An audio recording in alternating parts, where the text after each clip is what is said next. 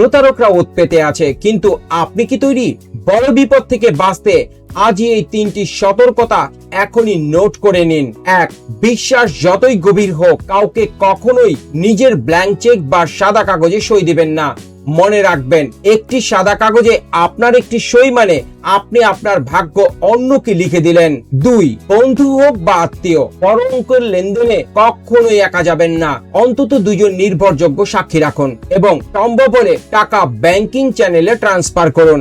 নগদে টাকা দিলে লিখিত রসিদ নিতে ভুলবেন না। 3, জমি কেনার আগে শুধু দলিল দেখে মুগ্ধ হবেন না। এসিল্যান্ড অফিসে গিয়ে খতিয়ান এবং নামজারির রেকর্ড যাচাই না করে 1 টাকাও বায়না করবেন না। দলিলের চেয়ে রেকর্ড বা পর্চা জালিয়াতি করা কঠিন, এটাই আপনার আসল সুরক্ষা।